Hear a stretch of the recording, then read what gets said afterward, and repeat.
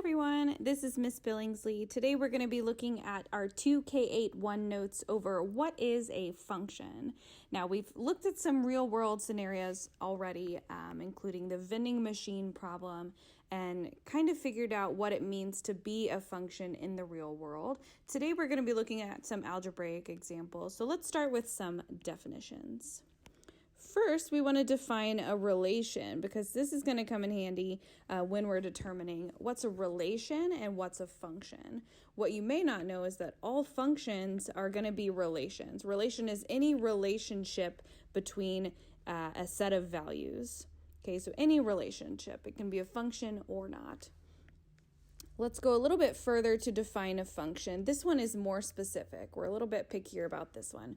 Functions are a set of ordered pairs, okay, that assign each input to exactly one output. Okay, so each input can only have one output. And these are ordered pairs, and what that means are coordinates like x, y.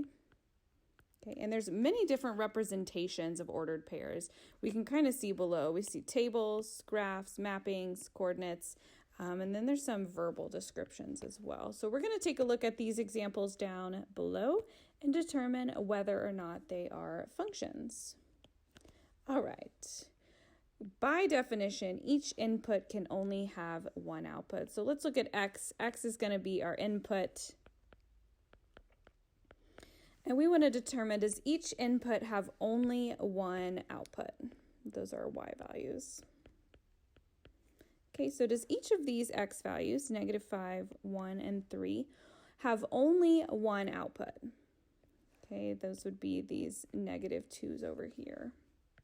Does each of these have only one of those?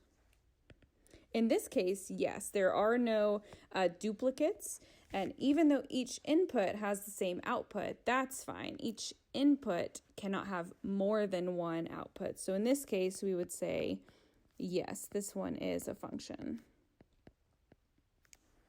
Okay. We can also see this represented in graphs, okay, a different way to show x and y, but x is still going to be our input in this case. That's our x-axis. Okay. Our y-axis would be our output, or our y values. And what we want to determine is, does each input, each value of x on our graph have only one output or y value associated with it? So let's take a look at 1, x equals 1. Okay, along x equals 1, I only see one y value, and that in this case would be y equals 1. So in this case, x equals 1 is a part of a function. We want to make sure we check multiple, though. I'm looking at x equals 2. Looks like there's only one output there as well. And it seems to be true all the way across the board. Okay, so in this case, again, we do have a function.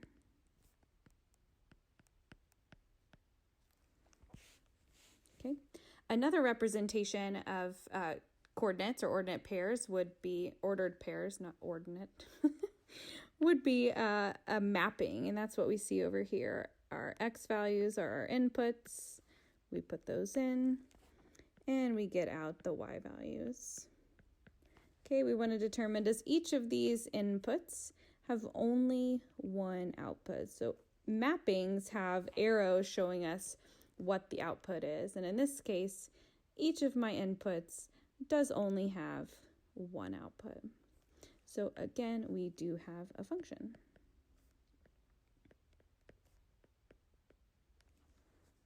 Okay. We may also be shown our coordinates just in a list, a group or a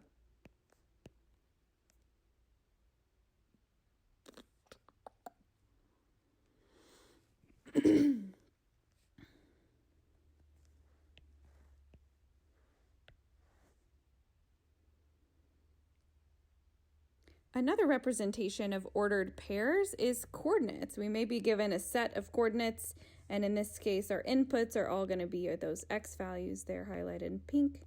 Our outputs are going to be my blue values here, and what we want to look at is each input, okay, my pink values, have only one output. Okay, take a look and see if that is true. Interesting. For the first time, I see a repeat in our x values, which is fine if the outputs are the same. And in this case, they are not the same. So what that means is that this is not a function. This is a relation. There's some sort of relationship between these values, but they are not functions. So we'll say not a function.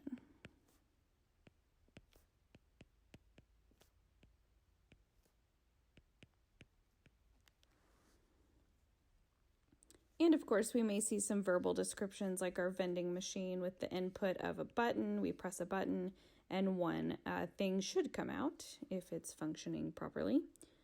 Let me use the right colors here.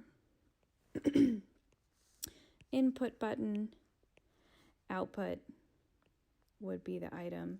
If this is functioning correctly, we would have a function in this case.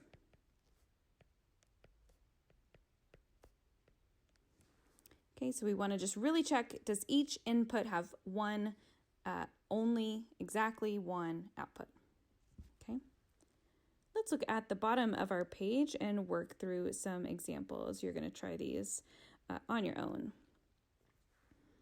Okay, looking at example number 1, we're given some coordinates and we want to determine, is this a function? So looking at each input, does it only have one output?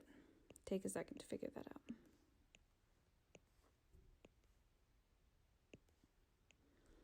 Awesome. This one is going to be a function because each input has only one output. There's no repeat, so nothing crazy. A little bit different than our coordinates from above. So yes, this one is a function. Okay, let's look at example number 2. We're given a graph with these scattered points across, no line connecting them, which is fine. We want to determine, is this a function? Looking at our x values, are there any with more than one y value?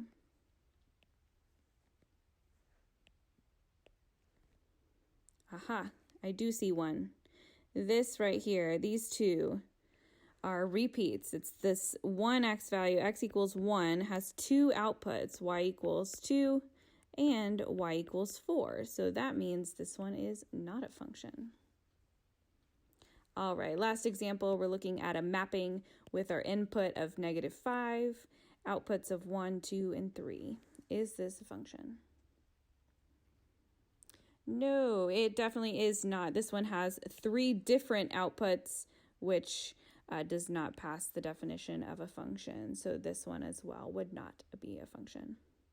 All right, thank you for watching. If you have any questions, let me know.